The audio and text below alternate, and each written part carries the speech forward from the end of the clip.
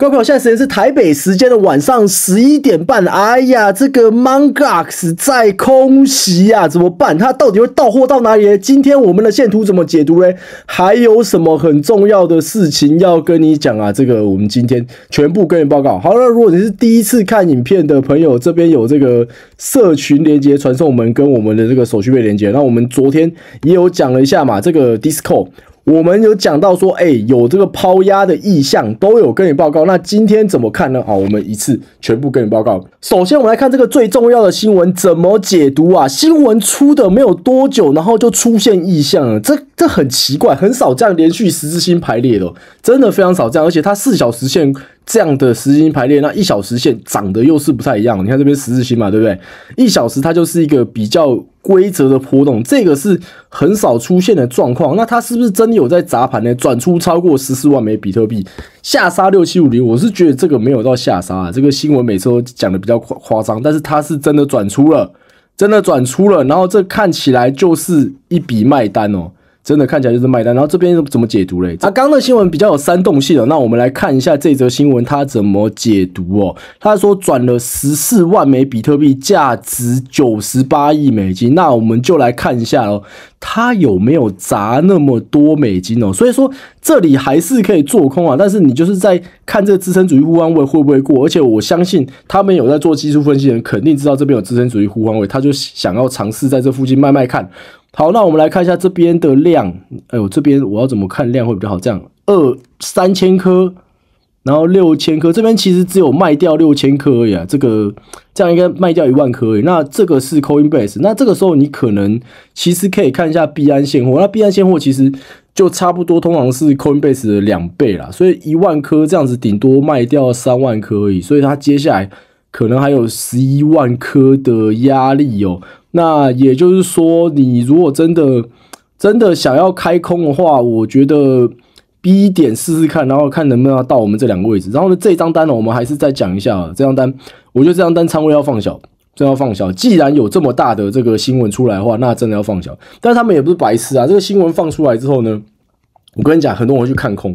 那你这个时候跟大家跟新闻一起做，到底会赢还是会输，还是有人会故意利用这个新闻呢？这个不得而知。所以我们还是一样，我们就看证据，我们就看到底有没有交易量。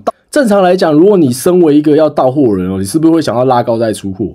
那基本上我觉得这已经有点符合了，在这个盘整区间的偏高位，然后拉高，然后现在开始慢慢的出货，这个出货时间可能会挺长的，所以还是跟昨天一样哦，就是3日之内怎么一直跌到哑音啊？3日之内有没有东风呢？我们来期待一下，好不好？我们来期待一下。所以今天的看法还是跟昨天是一样的。然后再来下一则哦，这个是刚刚的新闻哦，9点01，现在是11点半。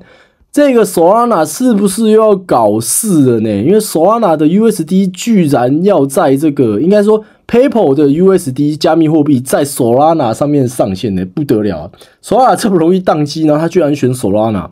我觉得蛮厉害，不过还是要看说这个 PYUSD 哦，它的这个总发行量有多少。它如果发行量太低的话，就可能跟其他稳定币啊，就是不太稳定啊。所以这边我们可能要看一下。不过这的确会是有一个蛮大的应用场景，就是有些人用这个 PayPal 去收付款嘛，那他如果收付款之后选择用这个 PYUSD 当做他的盈利的这个管道，那说不定如果你把这个法人啊，就是公司户啊，注册在什么岛上面，然后你用这个收款，然后你再在加密货币上面变成 USD， 哇，那这个怎么讲？就是一个非常好停泊管道，而且你这说不定还有利息啊，你就不用课太多税，然后同时还可以转成 USDT 这种东西，然后在 DeFi 上面放点利息，等到你真的想要抽回来的时候，再 OTC 回来，哇，这是很多电商期待已久的功能哦。不过你还是要想一下这个大还是我们这个空袭警报大。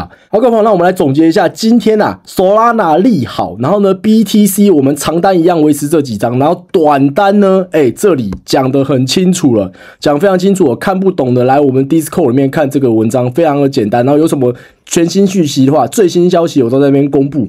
然后这边呢，这一张的仓位要放小，为什么呢？因为有砸盘的这个警报。然后呢，这一张单呢，如果可以的话，你再看一下昨天的影片，或者是说你去看一下这个是那个什么清算热力图啊，看一下它这边的这个量是不是真的很多。如果真的很多的话，那你这张单开这边都没有问题。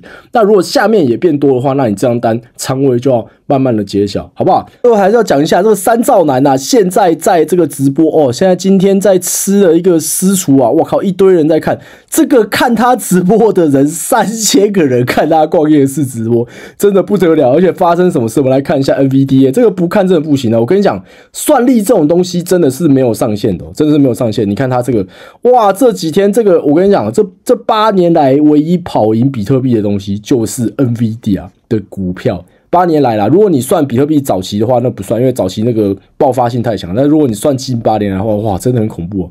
你要不要看8年啦？你看这个月线，哇靠，它这根本就是不得了啦，进入高速增长型啊！你看这个从去年到现在，直接翻了10倍，好恐怖哦，10倍啊，对吧？NVIDIA 这个。从1兆男，我们那时候听到它变1兆男，现在变3兆男了。所以这种世界级的经济周期啊，世界级的股票，你还是要看一下，真的有时间就看一下哦，不得了。就是美国现在有很多迷因啊，就说很多人在挖黄金的话，你就去卖铲子。那个迷因图是怎么样？一个 Google、Facebook 还有这个。Apple 他们都在拿铲子去挖黄金，然后呢，后面就 NVIDIA 他在卖铲子。如果大家都在挖黄金，不知道怎么挖的话，那你就去卖铲子。这个就是铲子股。好，真的是蛮有趣的。好，那我们今天节目就先到这边，感谢各位收看，我们下期见，拜拜。